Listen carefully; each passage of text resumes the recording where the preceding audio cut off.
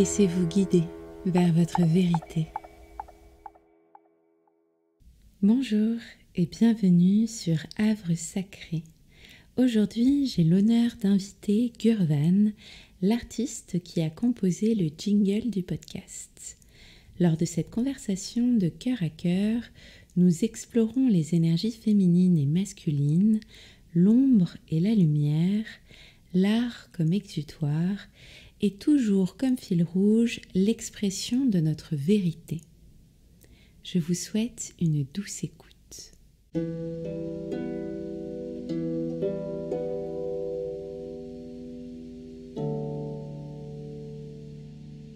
Bonjour et bienvenue Gurvan, c'est un bonheur de te recevoir dans ce Havre Sacré. Merci d'avoir accepté cette invitation. Bonjour Jennifer, merci pour l'invitation. Pour commencer ce podcast, quelle est ta météo intérieure ?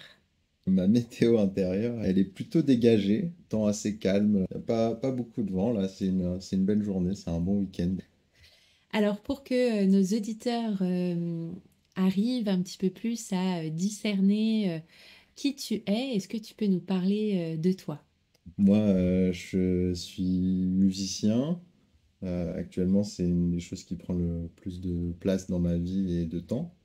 Et autrement, je dirais que sans prétention, je suis un peu un aventurier de la vie. J'aime bien vivre des expériences, rencontrer des gens et voir plein de lieux différents. Un explorateur. Un explorateur, ouais, c'est pas mal. Je me vois un petit peu comme ça, ouais, effectivement. Tu penses avoir une énergie plutôt yin féminine ou plutôt yang masculine, d'après toi ?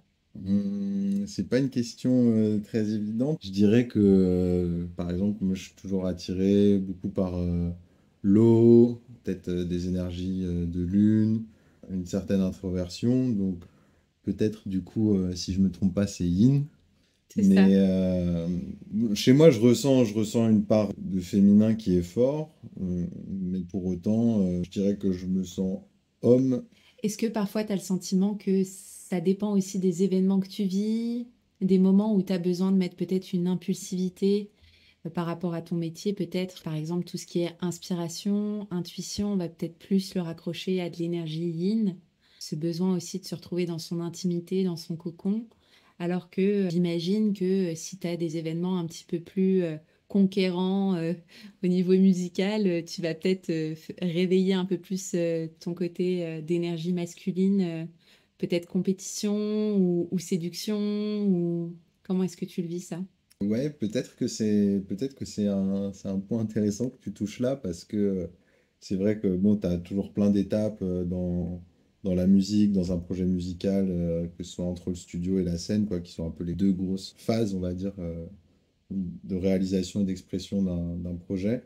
Effectivement, je crois que une part peut-être hypersensible ou très sensible, je vais plus essayer de l'approcher au moment du studio, de la création. Et sur scène, il y a plus une idée de pas avoir peur, de pas, tu vois, de peut-être être très sûr de soi, voire trop sûr de soi, mais pour pas laisser de place au doute. Après, une fois, je dirais que par exemple, quand je suis sur scène, une fois que je suis à l'aise, je crois que je laisse tomber un petit peu cette sorte de petite pression qu'il peut y avoir avant de monter, notamment sur scène. C'est comme si tu utilisais ton énergie masculine comme un masque et qu'après tu laissais un peu plus dévoiler ta vulnérabilité et ton énergie yin du coup par la Ouais, suite. ouais, carrément, carrément, il y a carrément de ça, ouais. D'après toi et pour toi vraiment selon encore une fois ta vérité, c'est quoi l'alignement pour toi et comment tu ressens que tu es aligné dans ta vie en ce moment?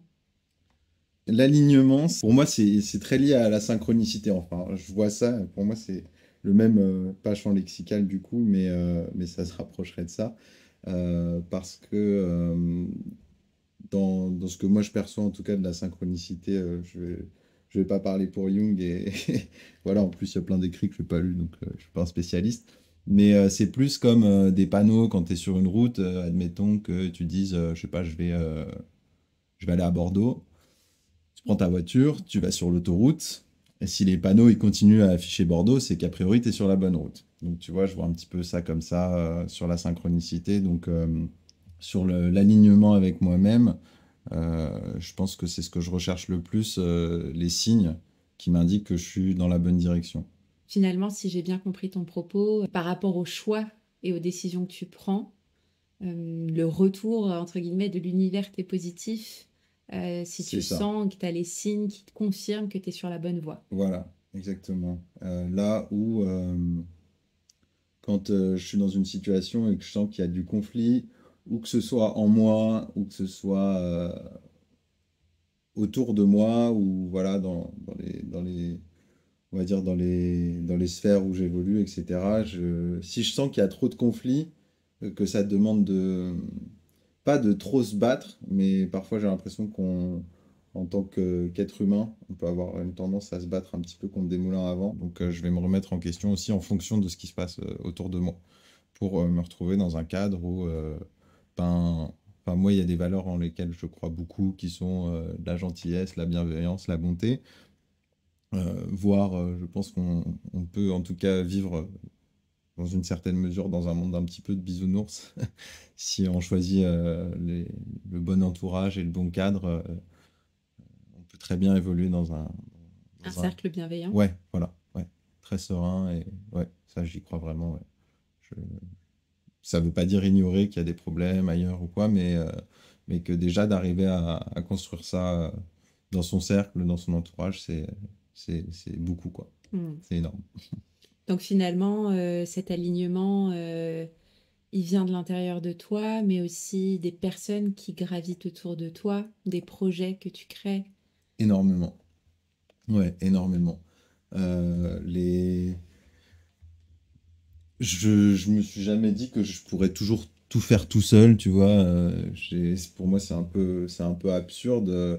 Je conçois qu'il y ait des gens qui puissent faire plein de trucs tout seul, mais je pense que ça marche aussi beaucoup avec les autres. Et quand les autres, bah, chacun sait être un peu à sa place sur son rôle tu vois, c'est des trucs, par exemple, admettons, tu fais la cuisine, bah, il faut bien qu'il y en ait un qui se dise, ok, bon, bah là, j'ai décidé qu'on va faire tel plat, pour être d'accord avec tout le monde, et puis ensuite, bah, t'en as qui vont dire, ok, vas-y, moi je mets la table, ah, il manque du pain, je vais aller acheter du pain, etc.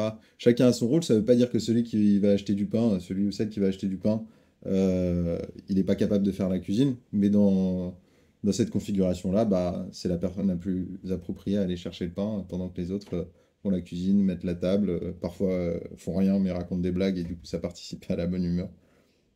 Donc ouais, autour de moi, ce qui se passe autour de moi, ça joue beaucoup. C'est vraiment un cercle sacré, Ouais, finalement. c'est vraiment un havre sacré, je crois qu'on a tous droit à notre havre sacré. Merci de m'inclure dans le tien. Actuellement, tu dirais, ce serait quoi ton défi, qu'il soit émotionnel, spirituel ou énergétique, ton plus grand défi actuellement? De continuer à me faire confiance comme je le fais depuis un certain temps, parce que c'est c'est une forme de confiance, en tout cas moi je le vois comme ça, où j'ai pas tout le temps confiance en moi, mais j'ai confiance en le moi qui a pas confiance en lui. Tu vois ce que je veux dire? Complètement. Pour moi, la bonne image, c'est une image qui m'est venue il y a quelques années, un moment où j'avais besoin de changer beaucoup de choses dans ma vie, enfin, c'est toujours le cas, on a toujours besoin de changer beaucoup de choses, mais c'était une période assez charnière. Et à un moment, je me suis dit, ok, donc je sais pas, tu vois, je sais plus ce que je m'étais dit comme deadline, mais peut-être dans un an, un truc comme ça, faut que je sois arrivé à ça, quoi. Faut que je sois un peu comme ça, ou faut que, voilà, j'ai changé telle ou telle chose. Et du coup, il y a un peu ce truc-là où, donc, au moment où tu prends la décision, tu es en haut d'une colline ou d'une montagne. Ton objectif, il est sur une colline ou une montagne en face. Et pour l'atteindre, tu dois passer dans une sorte de savane avec plein de hautes herbes et où tu vois plus très bien. Tu peux te repérer un petit peu, tu as quelques points de repère, mais tu vois plus la montagne vers laquelle tu es censé aller. Mais tu sais que tu vas là-bas, quoi. Et donc, bah, pour moi, c'est ça, ce truc de confiance. Parfois, tu as super confiance et tu te dis, bon, bah, je vais aller dans cette direction parce que je sais. Et parfois, tu sais pas, mais tu suis un peu ton intuition ou on va dire, l'intuition ou des réflexes ou des trucs que tu as en toi où tu te dis, eh ben, non, ok, je sens qu'en fait, là, c'est un peu plus vers là, tu regardes les étoiles, j'en sais rien, tu vois, toujours rester dans cette métaphore-là de la savane, les hautes herbes et tout. Je sais pas s'il y a des hautes herbes dans la savane, il y a des hautes herbes dans la savane. Admettons. Écoute, c'est ta métaphore, tu Et crées ton voilà. univers.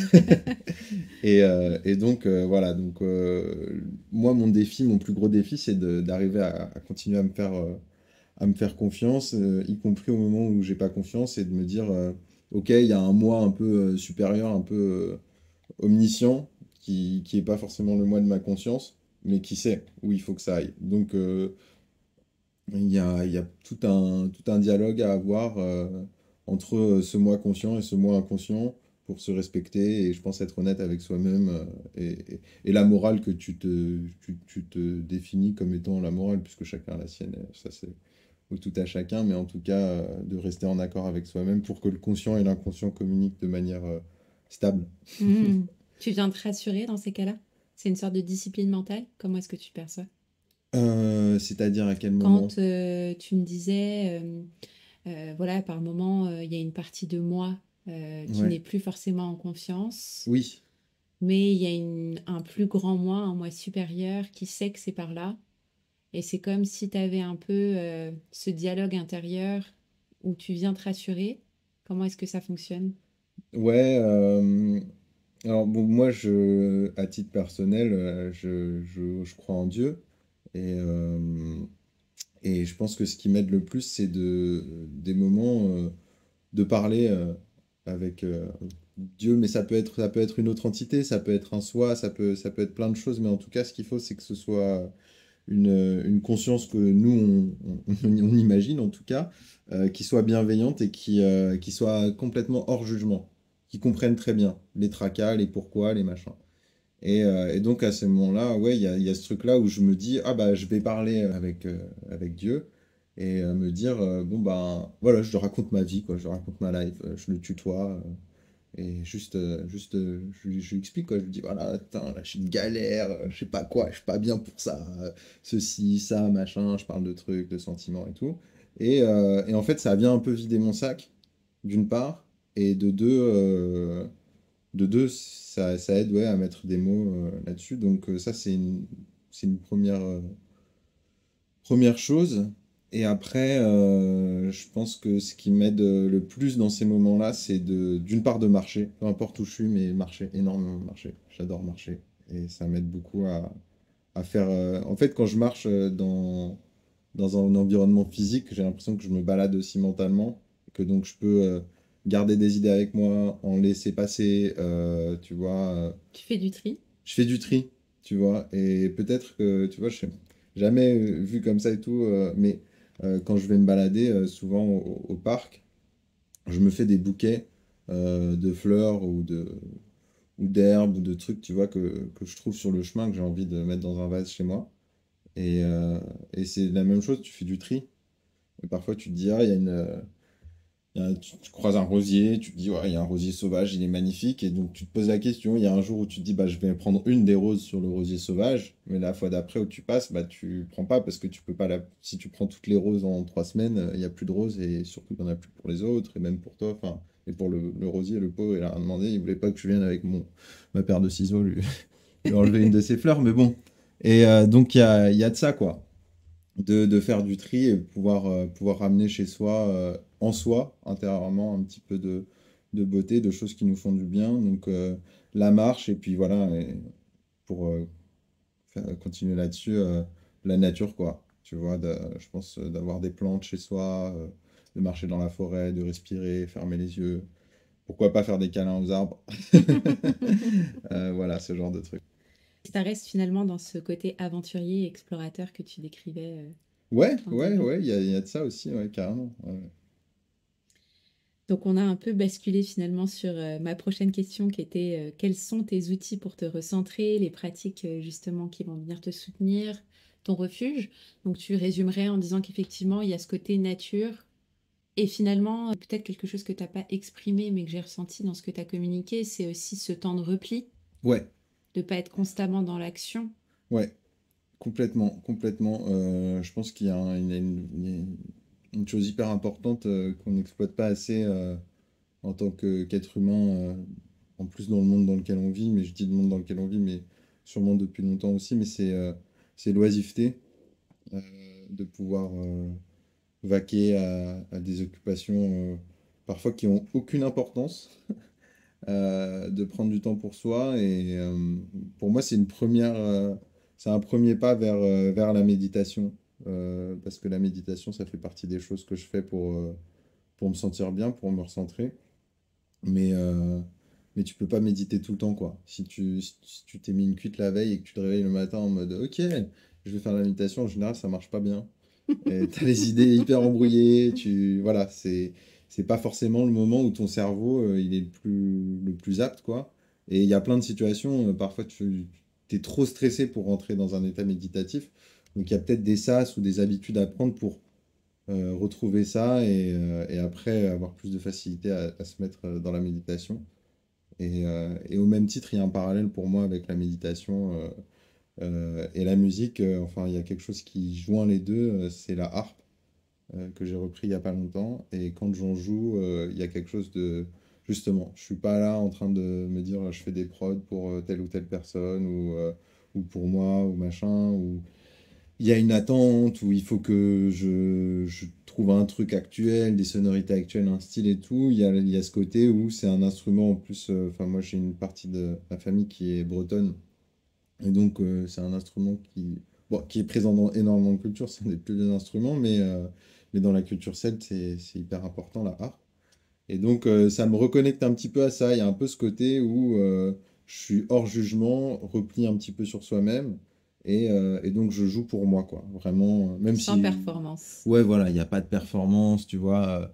Si je suis pas dans les temps, de toute façon, il n'y a pas de métronome, je m'en fiche. Enfin, tu vois, c'est cool, quoi. Un moment d'évasion, finalement. Ouais, ouais, un moment d'évasion parce que ouais, c'est repli sur soi, mais finalement, le repli sur soi, c'est l'ouverture vers un monde intérieur. Donc, oui, complètement.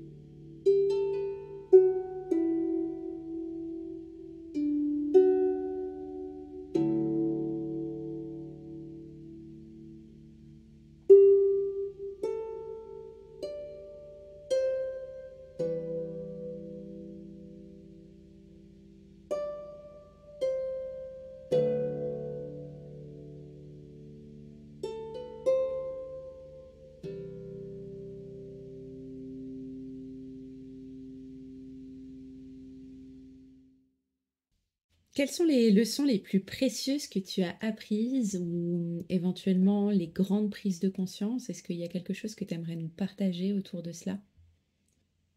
La plus grosse prise de conscience, je dirais que c'est de se dire on est avec les autres, mais à la fin, on est aussi beaucoup tout seul, dans le sens où même si les gens, ils te soutiennent, etc., tu vois que t'es entouré, machin, le seul truc qui marche, c'est de te motiver toi-même, quoi. C'est jamais ton employeur qui va venir te lever, te remplir ton bol de céréales et te dire, allez, mon coco, on y va, c'est bon, c'est la journée, elle commence et tout. Non, tu es censé te lever, tu te pointes au taf, tu fais ton taf et voilà. Et donc, il y a un peu ce côté où, de se dire, bah, mon destin, en fait, il est vraiment entre mes mains et je peux pas être dans l'attente trop de ce que les autres vont m'apporter parce que aussi ça peut être un leurre. Tu peux te cacher après derrière les autres en te disant ah bah du coup je j'ai pas besoin de faire beaucoup, les autres vont faire machin, mais je fais partie quand même d'un truc et tout. Alors que alors qu'en se motivant soi-même à faire les choses, c'est là où je pense qu'en plus on fait les plus grandes choses, les plus belles choses dans la vie, quoi. Je veux dire que ce soit sur le plan humain, artistique, tu vois, spirituel, tu vois, un développement, on va dire, spirituel ou personnel, ben, ça veut bien dire ce que ça veut dire, c'est personnel, quoi. Donc en fait, c'est ce travail-là, cette prise de conscience-là. On va dire que ça a été plein de petites prises de conscience là-dessus. Et puis l'année dernière, pour moi, ça a été une année difficile. Et donc, ben, à un moment, je me suis dit, bah là, je suis arrivé à un stade où faut pas que ça aille plus bas, quoi. Je suis descendu trop bas dans ce que je ressens être. Et même s'il y avait plein de choses cool qui se passaient, mais moi, je me sentais pas bien, quoi. Et du coup, ben, je me suis dit, là, c'est le moment où il y a... j'ai atteint le rock bottom, quoi. Je me sens au fond, donc c'est cool, je vois où est le fond. Maintenant, en remontant, je le verrai peut-être plus, et tant mieux d'ailleurs.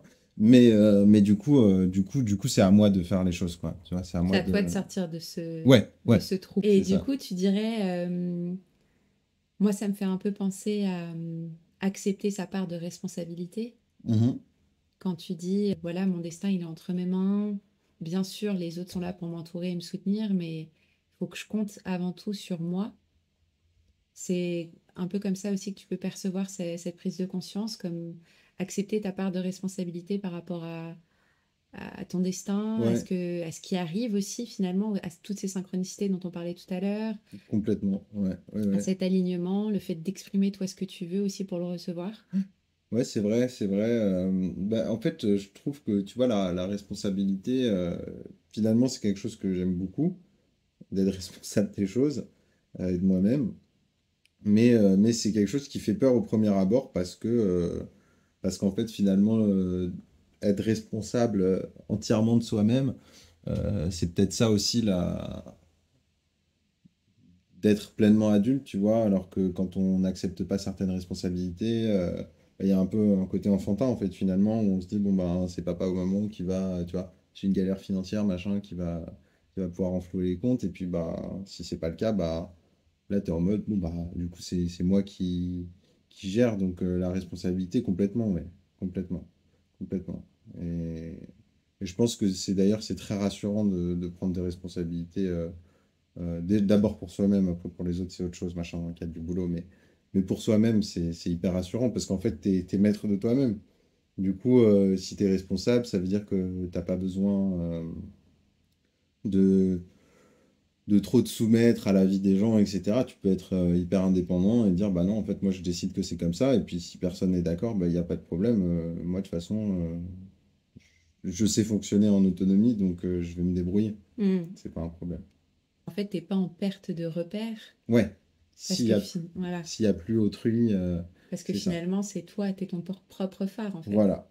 Il faut être son propre phare pour pas dépendre de trop des autres, même si on est toujours dépendant des autres, forcément, d'une manière ou d'une autre, mais C'est un choix en tout cas. c'est un choix, ouais.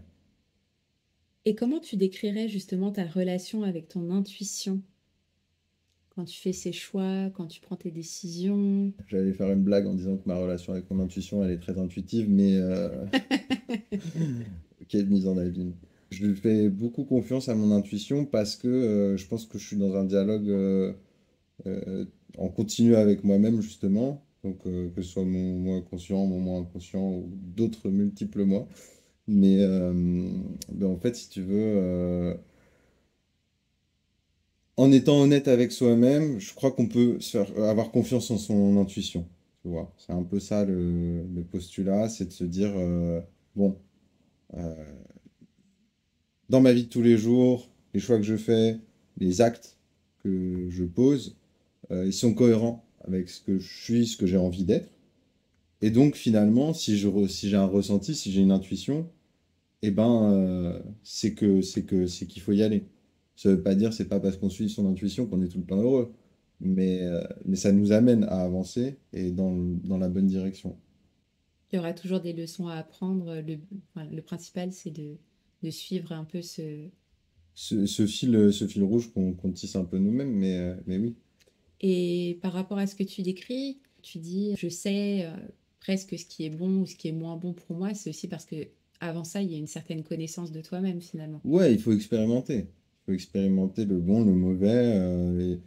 Et surtout, tu vois, je pense que c'est hyper important d'aller vers la lumière, comme on parlait, la gentillesse, la bienveillance, etc. Mais c'est pas pour autant qu'il faut se dire que on n'a pas le droit parfois d'explorer des parts d'ombre de soi-même ou de se dire, bah tiens, je me kiffe pas quand je fais ça, mais en fait, bah, je sais pas, je ressentais le besoin, quoi, tu vois, euh,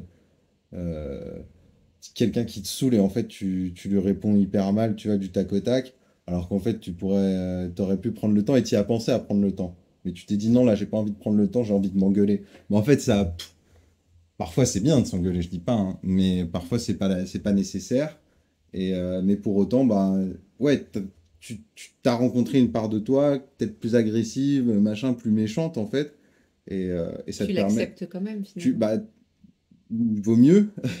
J'allais dire t'es obligé, mais non, il y a des gens qui l'acceptent pas, mais je pense qu'il vaut mieux, et puis ça te permet après de te dire, bah, tiens, là, je me rappelle la dernière fois, c'était pas cool, machin, je me suis embrouillé avec telle ou telle personne, truc. Bon, bah, la prochaine fois, si ça réarrive, déjà, ce genre de personnes, je ne les verrai pas, donc comme ça, je n'aurai pas à m'embrouiller avec. Et en plus de ça, si j'ai à m'embrouiller, bah, en fait, je vais pas m'embrouiller, je vais plus prendre les choses avec distance. Donc vraiment cette connaissance, et c'est intéressant que tu aies apporté justement la part de lumière et la part d'ombre Ouais, qui font un tout finalement, et tu choisis d'aller piocher aussi dans cet équilibre et d'aller explorer toutes ces parts-là, de les reconnaître, de les accueillir, de les accepter, et puis après de transformer ce que tu as envie de transformer. ouais, ouais. Puis après, tu vois, d'autant plus que je pense que dans les arts, de manière générale, c'est quand même un peu plus stimulant en tant que spectateur, en tout cas, ou quoi, de voir des tragédies, plutôt que de regarder un truc dans lequel une série où tout se passe bien, quoi. Tout va bien, tout roule, il y a pas de drama. C'est pas ce qu'on recherche. Donc après, peut-être que l'art aussi, ça permet d'être un exutoire pour ces choses-là. D'une part pour la personne qui crée, et aussi pour les gens qui, Qui écoute qui écoutent, ouais, voilà. ou qui regarde Ou suivant qui l'art. regardent, Ouais. ouais, ouais. Et donc je pense que ça a une importance énorme, en tout cas chez moi. Le fait de pouvoir créer, de s'exprimer à travers un art pour faire sortir ces choses-là, quoi. Je pense que l'art à ce titre-là est hyper important, en tout cas pour moi. Mais même de toute façon, c'est important pour tout le monde. C'est hyper important, la culture et l'art. Et quelles sont tes croyances fondamentales justement sur le sens et le but de la vie? On rentre dans le vif du Waouh! sujet. Ouais, en fait, si tu veux, ce que je me dis, c'est que. Alors, c'est pas une question de croyance tellement, ou de Dieu ou quoi, attention, je préfère poser ça tout de suite. Mais c'est d'aller vers l'éternel, en tout cas, le sentiment d'éternel. Donc, ça rejoint bah, des thèmes que j'ai abordés plus tôt, qui peuvent être l'oisiveté, par exemple, la méditation, euh, où en fait, on se libère du temps. En fait, le temps, c'est une notion qui est complètement subjective. Euh, et il y a des secondes qui peuvent durer des heures et des heures qui peuvent durer des secondes. Voilà, c'est un peu cliché, mais c'est vrai. Et, euh, et d'ailleurs, il y a un poème de Baudelaire qui parle de ça, qui parle de l'ivresse. Et il dit aux gens de s'enivrer de tout. C'est pas forcément de substance, mais de tout simplement peut-être je sais plus, je l'ai plus en tête, donc je vais raconter des trucs qu'il dit sûrement pas dans son poème, mais j'en sais rien, tu vois, Ton de simple. interprétation. Voilà, tu vois, tu te balades dans la forêt et puis tu humes, tu sens l'odeur de la terre fraîche, tu vois. Et, euh, et ça fait envoler le poids du temps. Donc je pense que le sens de la vie, c'est ça. Sans être déconnecté du monde, effectivement, mais plus d'être dans un courant, dans un flot comme ça. Et, et donc d'atteindre un état de bien-être qui sera certainement pas constant, mais en tout cas qui sera récurrent et présent, quoi. Quelque Voilà. chose en fait, quand tu parles d'éternel, est-ce que c'est quelque chose où justement tu te mets pas de barrière, pas de limite? Tu dis que tout est possible à chaque instant? Il y a quelque chose comme ça ou pas? Ouais, un petit peu, un petit peu. J'irai pas jusqu'à dire que tout est possible à chaque instant parce que faut avoir conscience quand même de l'environnement où on est. Si là je te dis que j'ai envie d'aller faire du roller à Venice Beach, c'est juste pas possible. Je peux aller faire du roller.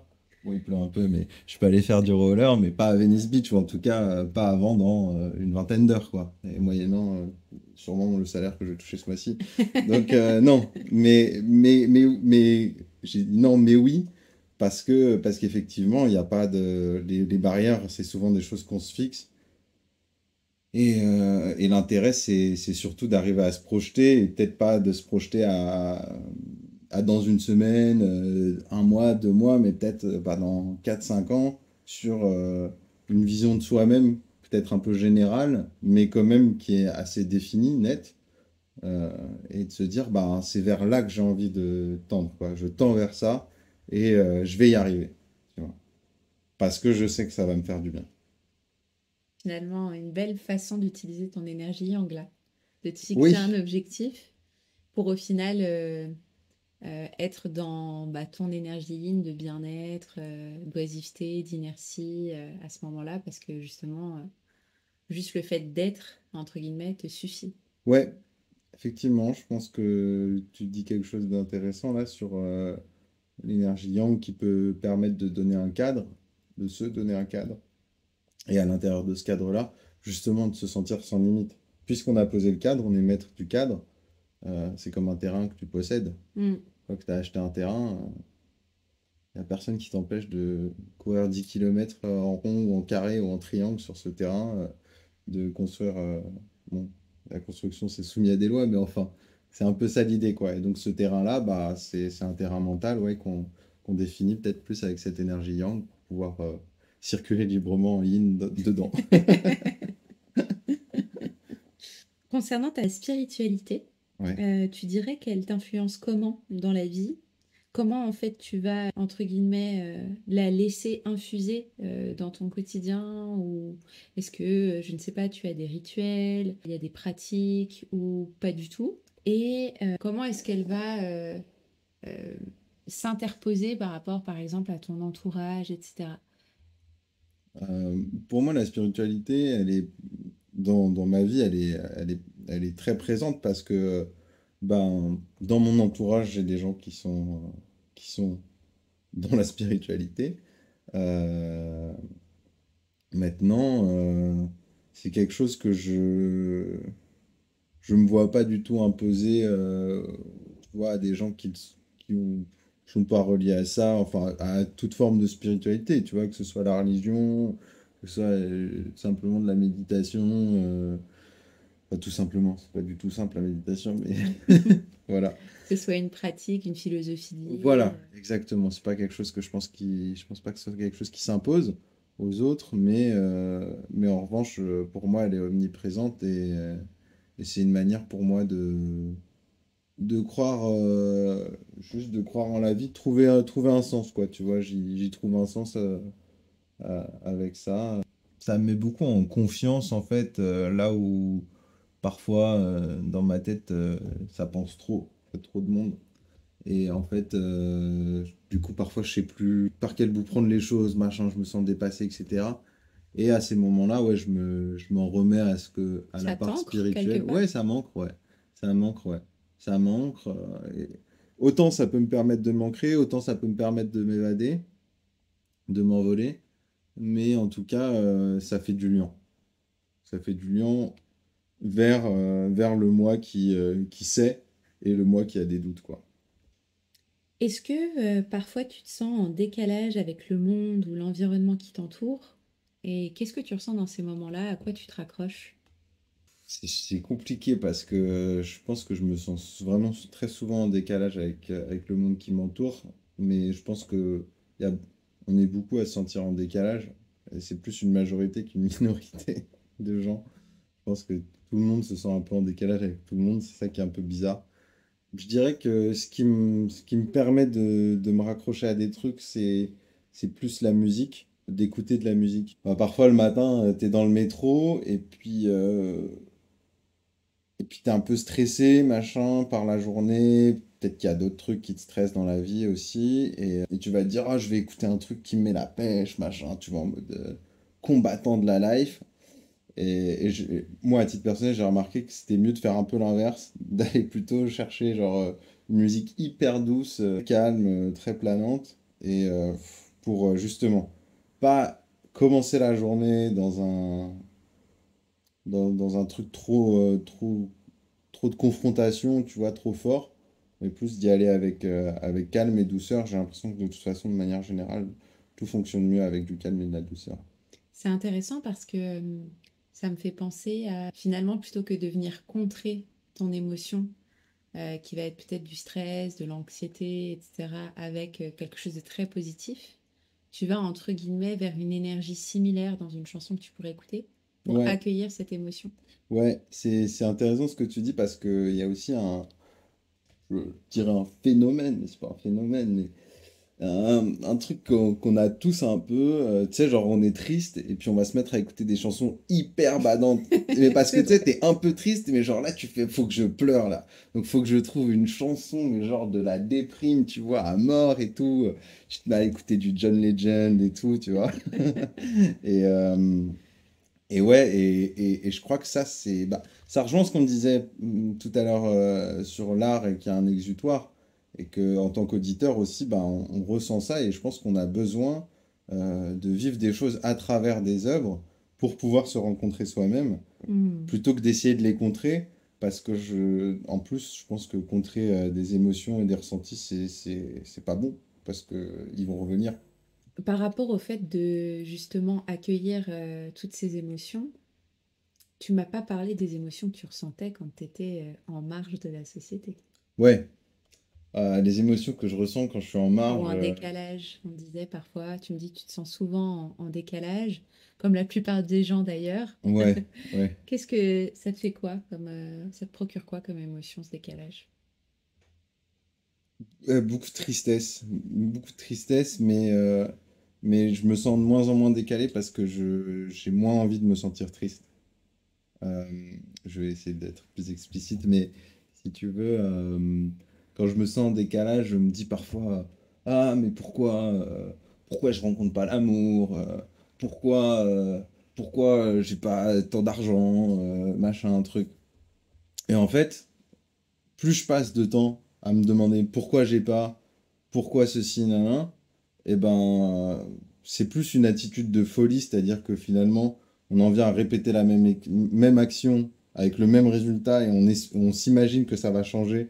On continue à penser de manière négative en tournant en boucle, mais pourquoi, machin, tu deviens ouf, plutôt que de se dire, bon, ok, donc il y a une donnée qui est, là, je gagne pas suffisamment d'argent dans ma vie.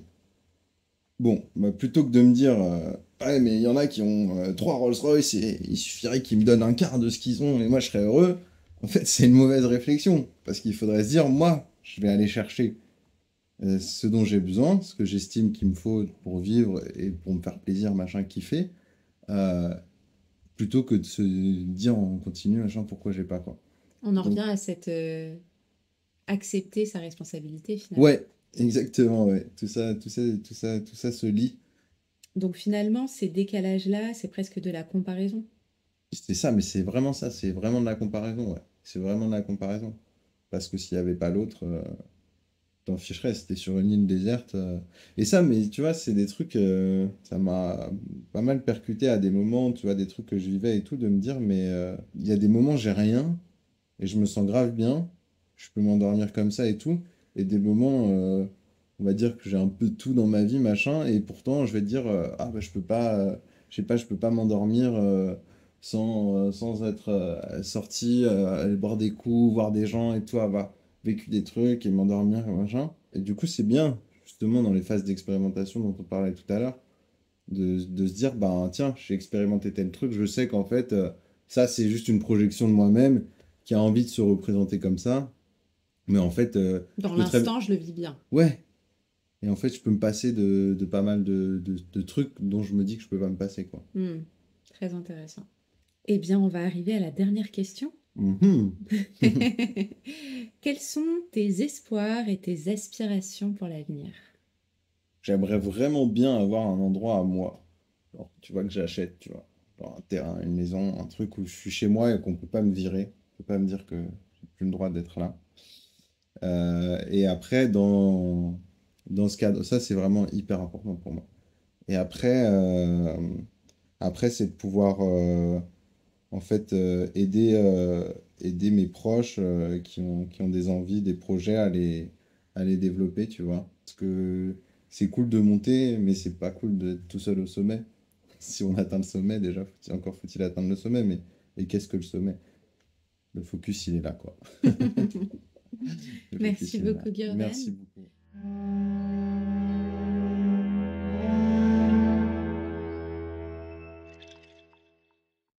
Merci à vous d'avoir écouté cet épisode.